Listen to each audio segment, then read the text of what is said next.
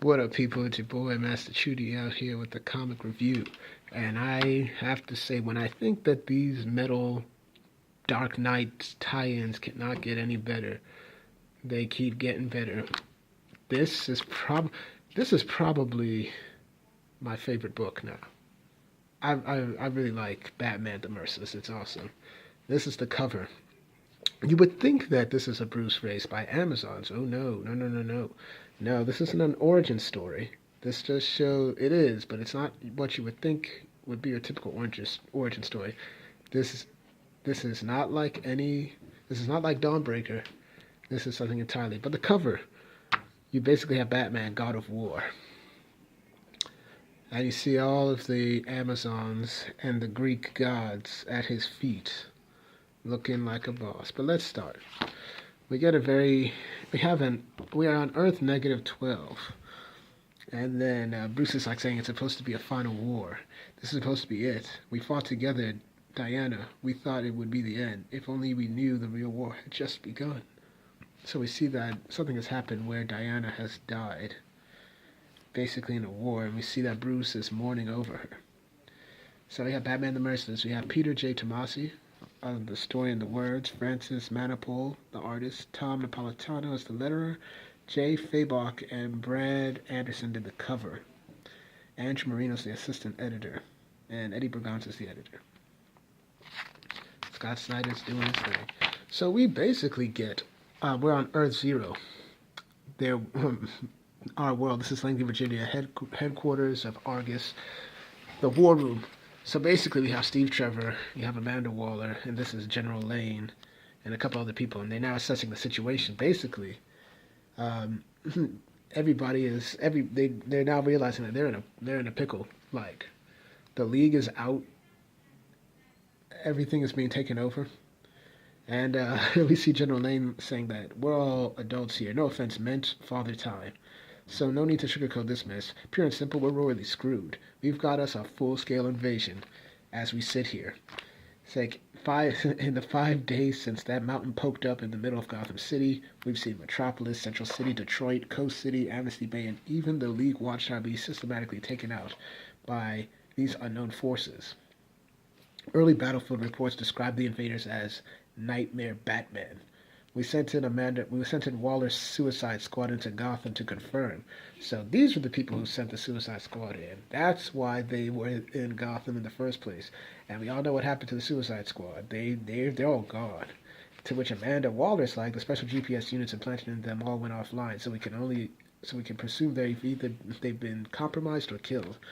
Right. So with all the colorful superfolk scratched from the lineup, and POTUS moved to an orbital secure zone aboard the Air Force One, it's time for us to do what we always do, which is take over and clean up this mess. So, it's like they're basically something like using tech from the Red Room and the Machine. Our people have developed basically a warhead that combines Motoron sonic tech, chemoparticles, and Kryptonian sunstones, codenamed Valhalla. There is no living being in the solar system, Superman or otherwise, that could survive it. Then this girl, who I don't know, just saying, "Oh, Sammy, you think all your problems can be solved would just be blown away? You should be so lucky. None of your clairvoyance on the others or other monsters from Shade gave us any warning this was coming, Father Time." It's like, whose side are you on? Okay, this is Father Time. Let me drop Elvis on them. And then she's like, "Don't be ridiculous, Colonel Jonas. Your creatures are no better than her Frankenstein monster, and at least it can speak." And then this dude is like, "Ladies, can we be civil?" And it's like, who is your bony, why is your bony ass even here, Bones? Aren't the DEO just Argus's errand boys? And then I think this is, I'm not sure this is, but this might be Wonder Woman's ally. It's like, "I'm sure Wonder Woman and the rest of the Justice League are planning on how to handle this. They always," and this general's like, "fail."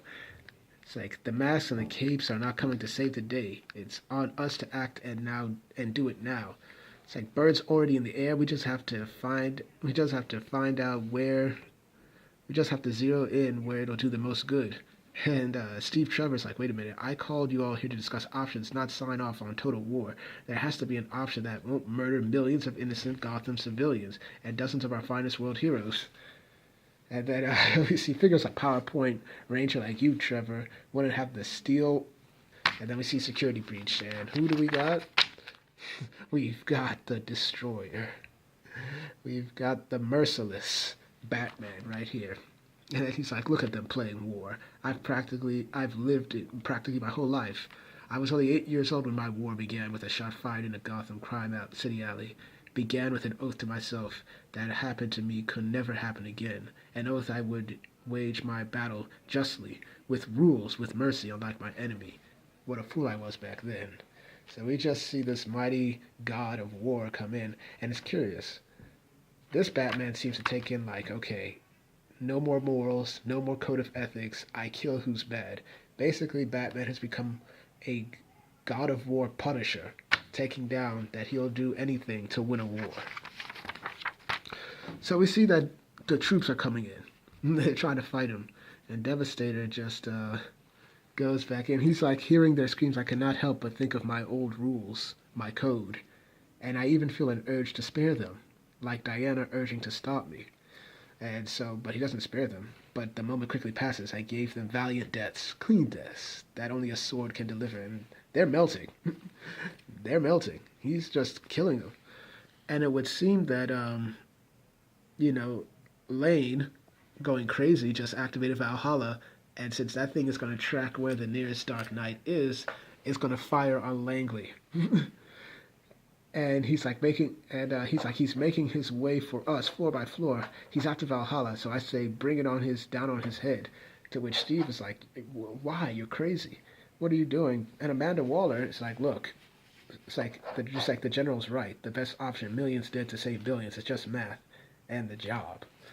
And then we see the Merciless saying that she loved me. She loved the man before me, Trevor, an honorable soldier. He died in the early days of the war. And it would seem that Bruce fell in love with Wonder Woman. And it happened overnight. Ares forged a new helmet that magnified his powers 100-fold. It took us 2 years to get to the front. We vowed to kill Ares, destroy the helmet. We never expected to win.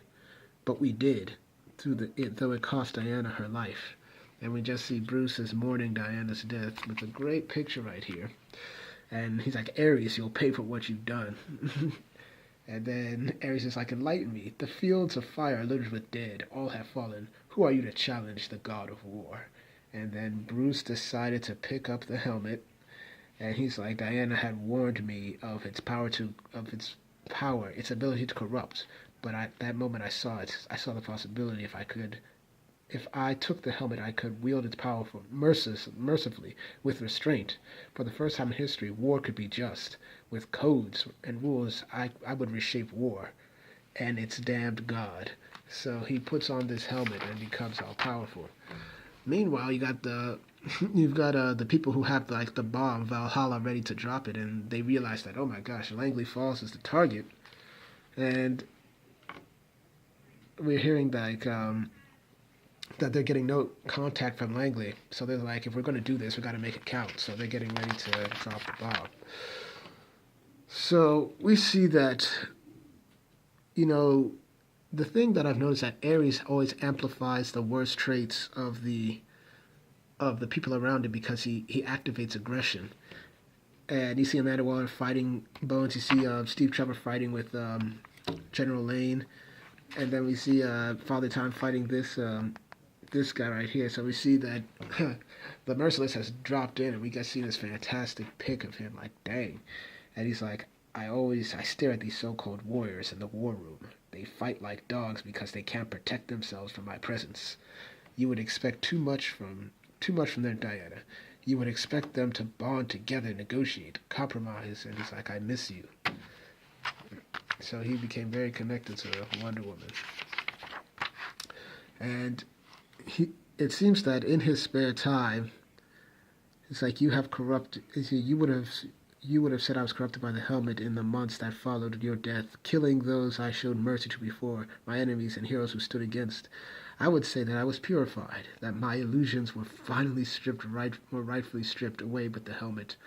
My whole life I've been afraid of doing what I knew needed to be done, afraid to give all of myself to the battle. The helmet showed me that my codes and rules were naive, and that all that truly mattered was victory. And now I would finally take it for myself. I was storming Olympus when, so he killed Ares. He's taken over Mount Olympus, but we know who's here. And then we see in a matter of minutes, this world will cease to exist. If not for all the explosions, you would have already felt the tremors. And this is the first and only, so far, the only Dark Knight that's spoken back to the man who laughs, and he's saying, "You lie." It's like that helmet of yours lets you peer into the hearts of men. Now, I might not have a heart, but you can sense who I am, can't you? You know this isn't a trick. You know I'm speaking the truth, and know that I wouldn't be here if I didn't have an offer to make. It's like I heard his voice. It like mine, but it chilled me to the bone. So we can see that the Merciless, it was, initially off put by him, the drowned felt comfortable with the man who laughs.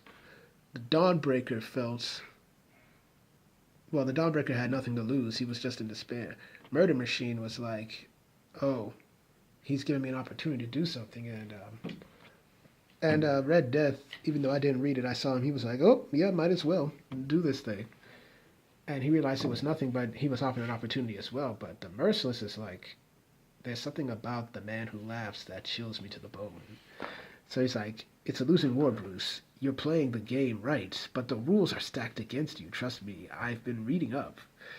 It's like, you're never going to see the end of your glorious war. You'll never be able to build a finer world from ash, or prove to Diana that in the end this scourged path was right. Your war here is over. But a greater war is just over on the horizon, perhaps the greatest war the cosmos has ever seen, and we're going to need someone who understands how to win it. You've lost so much, Bruce, all to prove that your way is right. So let's prove it to everyone once and for all. And he's like, I had nothing left to lose and everything to gain, so I followed him. And then we see a new battleground for here. For here is the truth, Diana, the truth the helmet teaches. There is no war between good and evil, right and wrong. There's only a war of survival, and it is constant and total. It is the red, the weakest feels teeth in his back legs. It's like in the green, a hungry vine creeps towards its neighbor. Our worlds were weak compared to this one above, but together we could conquer it, and we just see all the Dark Knights coming out of the portal. And we see this is the part at the end of Dark Knights Metal 2, where the Court of Owls people have been killed by by the man who laughs and Barbados' crew. We would wage war against our fate, against those who would call us dreams and nightmares, hopes and fears, even if it meant making enemies of old allies. I kept my eyes on him when he arrived. I could not look at you. That was him right there. We just see a nice splash, saying like this: I wandered to avoid the sight of you. Beneath the tomb as a temple that was built for the Bruce Wayne of this world. Its walls told a story, the tale of his war of half measures, the tale of his futility, of how his enemies preyed upon his mercy and used him as a pawn, how the Court of Owls and their ancient priests, the Strigordae, prepared him for the years. And we just see all of these pictures of Bruce. We see him with him on his motorcycle. We see him taking down the Court of Owls. We see Batgirl, Nightwing, Red Hood, Tim Drake, and Damian. We see just all of his past being taken away. And then we see the Dark Knights come forth, and then baptizing him in metal, the mantling, making him the portal for all of us, and Barbados itself. They thought they were bringing forth a grateful god. And this is not grateful at all. The Dark Knights are here. They are indeed here. Boom. And meanwhile, it's like they had no idea the war they had brought upon their heads. And we see that the people who are noticing, who are about to drop the bomb, realize that Langley has already been destroyed. So they're like, okay, let's pray that Valhalla kills it. And you see this man praying with his cross. He's saying, drop it. And so they drop Valhalla. But nothing happened. He's like, what reads do we have? Not sure, Cass. Come on, tell me something. What is it? The blast seems to have been absorbed. My God, look down there. They're praying. So that huge megaton blast that not even Superman was supposed to survive has been absorbed into the Merciless. And he became more powerful. To which he's saying, now they see the truth. Their precious weapon only makes me stronger. It feeds my hunger. With the helmet I could make them fight to the death for my amusement. But that would be merciful. Instead I'll make them watch as I conquer their world. You warned me of its power. Warned me once I put it on I'd never take it off. And he's like, I love you, Diana, and I'm sorry. Sorry you tried to take it from me, but what was I supposed to do when I saw... But what was I supposed to do when I saw you were still alive? That Ares had only stunned you. You reached for Diana, for the helmet, so I had to strike you down. So it would seem that Ares didn't kill Diana. Diana was still alive. She was going for the helmet, but Bruce was like, no, I can't let you have it, and he kills her. It's like, I look at him and see the man I used to be. He fights with mercy, with restraint. And we just...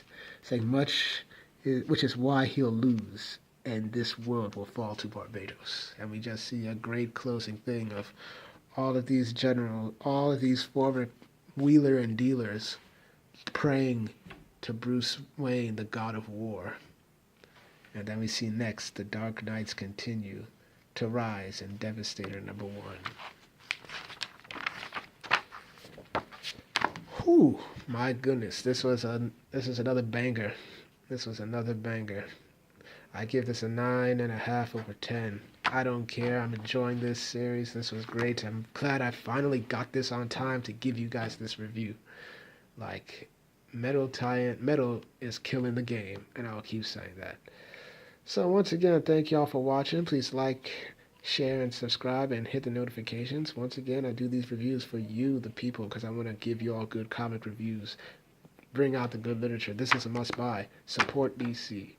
Thank y'all for watching. I'll have another review up later today.